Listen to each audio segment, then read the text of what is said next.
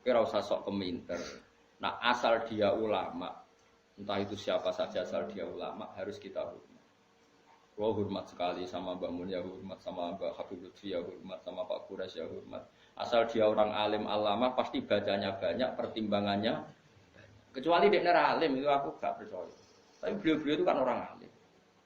Terus kalau beliau berstatement hukum itu apakah hukum fikih apa hukum tahapan kita kan tidak tahu dia wong alim. Kadang wong alim fatwa itu hukum tahapan bukan hukum sebenarnya. Misalnya gini, orang Indonesia itu rata-rata cara berpakaian gitu. Terus diputuskan bilang nggak apa-apa. Ternyata bilang nggak apa-apa itu dalam proses tahapan, bukan menghukumi yang sebenarnya. Saya tak contohnya paling gampang. Ben kowe roh ngaji, ojo sidik-sidik nyalano wong. Rasulullah itu pernah ditanya orang, ya Rasulullah, saya ini mau masuk Islam. Tapi penyakit dasar kula niku bodoni. Napa boleh kula salat, zakat tapi tetap asal bodoni? Jawab Nabi, gak apa-apa. Kowe sementing salat. Sause wong iku mirip dapat protes ya Rasulullah, apakah engkau ngalalo bodoni? Gak bodoni ora halal. Tapi kok jenengan ngolehi ketika wong iku gawe kontrak tetap oleh bodoni, mergo iki mergene maklar rezekine kok bodoni. Jawab Nabi, engkau angger sering salat, rak jijik-jijik dhewe mbek bodoni. Berarti ketika Nabi tidak mengharamkan bodoni itu bukan hukum sebenarnya, ini hukum tahapan. Apa hukum tahapan? Ini yang paling angel ning bab fiqh dakwah, mana disebut fiqh dakwah. Ada hukum itu tidak sebenarnya, tapi itu tahapan. Misalnya aku ketemu cah Jakarta, mondok ning nggonku misalnya, cah wedok, biasanya katokan cekak. Tak kon jilbaban langsung kangelan. Kira-kira tak kon, ya celananan nduk, celananan. Mergo pikiranku lumayan ora katokan cekak. Terus ning atiku mesti jilbab menyusul kan ngono. Bukan darani celananan itu hukum sebenarnya, ini hukum tahapan.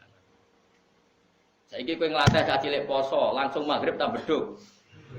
Beduk. Terus pun, wah ini ajaran sesat, poso setengah hari. Kayak seneng drengki mbek wong. Iku jenenge hukum tahapan, tidak hukum sebenarnya. Mulane kula sing penting asal sing ngomong wong alim saleh. Tak baleni nek wong alim saleh. Saleh tok ora alim ora cukup. Mergo ilmune ra akeh. Alim tok ora saleh ya fasik jenenge alim ora saleh ya kacau juga. Lah titenane piye yo? Lah ki alim tok ora. Nah alim ditan-titani dhewe biji-biji dhewe. Tapi Nabi itu figur yang luar biasa. Kadang-kadang Nabi itu ngendikan seperti itu. Ana wong memang ana wong salat tapi pamit ijek bodoh. Nek Nabi gak apa-apa sing penting salat. Setelah orang itu mirip sahabat protes. Berarti engkau membolehkan bodoh nih? Jawab Nabi, orang halal bodoh nih. Sayan haruma yaqulu aja apal hadise. Ma yaqulu fi sholati. Engkau anggere kulino salat isin dhewe mbek pangeran, engkau ora jijik-jijik dhewe mbek dosa-dosa sing dilakoni. Iku jenenge hukum tahapan. Napa hukum tahapan? Mane masyhur cerita teng Lirboyo. Ada seorang Gus Nawakal senengane pacaran. Kiai ini kaku hati mendingin. Ini kisah nyata. Wong iku ya keluargane sing nakal. Dong, kowe pacaran lah, anggere iso maca Sahih Muslim. Apa to? Piye ku? Iso maca hadis kok malah pacaran. Ya tenan. Berhubung itu senengi wae. Sing cerita aku Guse. Tak rewangi sinau Gus nganti walim. Jebule barang wong alim Al-Qur'an iku haram ra sida. Lha iku hukum tahapan jenenge ora kok hukum sebenarnya. Paham ya? Bocah ngono kok ora ero, ngono geger sik. Mulane ngaji ben roh dununge hukum. Hukum fikih apa hukum tahapan? Nak hukum fikih ya permanen, nak hukum tahapan ini tadrij fi sunnah, tahapan mendidik sunnah. Tentu ada apa?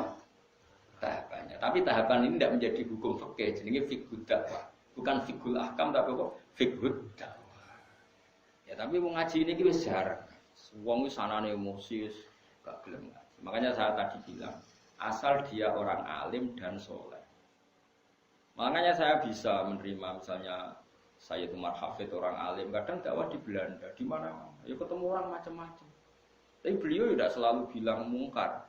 Karena itu tahapan, jadi beliau tidak perlu kesusu darani mungkar. Ini tahap pembinaan. Dan bina wong Belanda cek katokan cekak kau sampura tong wedok-wedok terus kon Islam. Ayo jilbaban, ayo cadaran, yo melayu. Ya mesti ada urutannya, tauhid dulu, setelah tauhid ini, setelah. Nah itu menjadi fiqh dakwah bukan menjadi fiqhul ahkam. Paham ya? Mulane ngaji ben roh duduk perkara. Lah Rasulullah itu sering melakukan itu. Paham ya? Jadi makanya kalau ada orang ngomong tentang perempuan itu boleh memperlihatkan sesuatu yang menjadi kesehariannya. Itu tentu tafsirnya itu macam-macam. Orang boleh berekspresi macam-macam, tapi tentu kita cari yang selamat. Kayak adat-adat kita sudah selamat ya sudahlah, pokoknya jilbaban, sing ketok wajah tok ben bojone ra kliru. Ya sudah itu sudah lumayan. Tapi apakah cadaran boleh? Ya boleh. Tapi kendaraan wajib ya nanti dulu. Madzhab Abu Hanifah tidak mengatakan wajib. Abu Hanifah ya wong alim Allah. Ya biasa wae. Nah aku takoki, lha apa blodor iku oleh ya ora oleh. Tapi kowe iso ngatur wong sak Indonesia. Kowe muni haram terus sapa wong mendo kabeh. Wong ora melok nglakoni. Malane cara kula kita dilatih dengan fiqh dakwah. Sebaiknya sing lagi blodor diajarkan ke yang tidak blodor. Wis ngono tok. Isane opo? Wama apa dawe kanjeng dawe pangeran lasta alaihim bimusaitir. Nabi sendiri tidak bisa menguasai orang karena diusahakan sesuatu dilakukan dengan kesadaran. Mana ayat wala yubdina zinatahunna wa illa ma dhahara minha. Itu koma dhahara itu pokoknya cara kula sanut guru, anut wong alim-alim serausan. Cuma kalau ada fikih kontroversi itu sampean harus ikut saya. Apakah itu fiqhul ahkam? Apakah itu fiqhul dakwah? Kalau fiqhul ahkam ya final. Kalau fiqhul dakwah itu tahapan, apa? Tahapan. Ya mau misalnya kita ponakan ke Jakarta, cekatokan cekak rajin dapat. Mungkin tahapan kamu pertama kan yang mendesak pencelananan pan. Kan enggak mungkin tahapan pertama langsung jilbaban. Tapi ketika kowe daran nduk sing penting celananan, itu bukan berarti celana itu sudah sempurna. Paham ya? Karena ini masih tahap. Paham ya? Lah ngono jenenge fiqhud dakwah. Jadi makanya masyhur itu kayak Nabi tadi. Ya Rasulullah saya mau Islam, saya mau sholat gini-gini. Tapi saya punya hak bodoni karena mergawe saya itu maklaran agak bodoni ra urip. Dari Nabi, ya Cung. Terus ketika orang itu mirip, Ibnu Abbas mau masa ya Rasulullah engkau boleh nodikne bodoni. Aku ramune oleh. Lah kok jenengan mendel mawon. Sayanhahu mayakul. Engko nak wis sering salat, sering lapatno kalimah thayyibah, engko risi dhewe akhire ora bodoni